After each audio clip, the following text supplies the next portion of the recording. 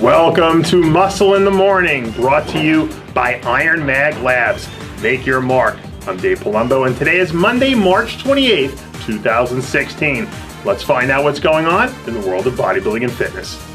A few weeks removed from making his first career appearance at the Arnold Classic, South Korean bodybuilding sensation Kang is gearing up for the next phase of his contest season. This past weekend, Kang released a few new photos showing off a much fuller and crisper look than what we've seen from him back in Columbus just a few weeks ago. Last season, Kang was really a bit of a late season surprise, coming out of nowhere to win the 212 class at the Dallas Europa Pro, before moving on to close out the season with a very respectable 11th place finish at the Olympia. When he's on, Kang's physique really has a unique quality to it that really comes to life as he poses. And with a few minor adjustments moving forward, he can really wreak havoc in the right lineup.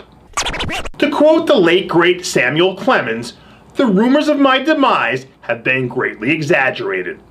Now that he's at least temporarily silenced his doubters following two monster wins at the Arnold Classic in Arnold, Australia, Greene seems to be back to doing what he does best. A completely ludicrous looking Greene was spotted training recently, shoulders late last week, as he rebounds from what has certainly been an exhausting 2 weeks. At some point in his journey, every superhero encounters some extraordinary circumstances, sometimes of their own doing. Now that he's weathered one hell of an 18-month-long storm and come out on the other side, no worse for the wear, we'll see him summon one more Herculean effort for what will be an epic clash later in the season with Phil Heath. And perhaps this time around, he'll take hold of the pen and write his ticket to bodybuilding immortality. Quick, crossword puzzle time. What's a four-letter word for How about AKIM, as in Hakeem Williams? 16 weeks out from making his 2016 debut, the Brooklyn Beast released his first progress photo late last week, and I think it's safe to bet that this time around, Hakeem Williams is going to be a major problem.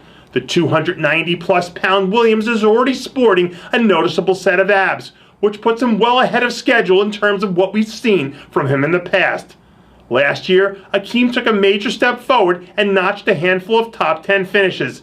And if he's going to bring in that sort of KFC extra crispy conditioning that we've been waiting on, it might not matter who else shows up, because everyone else might be competing for second.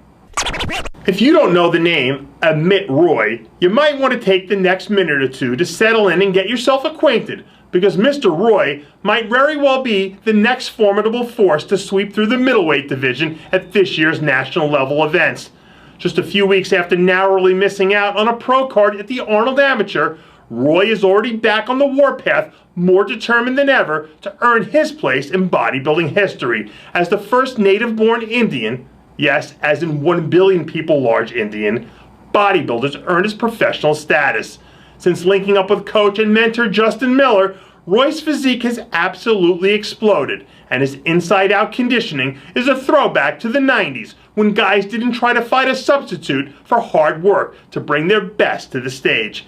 If he can find a way to get to the national level this year, middleweight competitors beware. You're going to have a monster on your hands to deal with.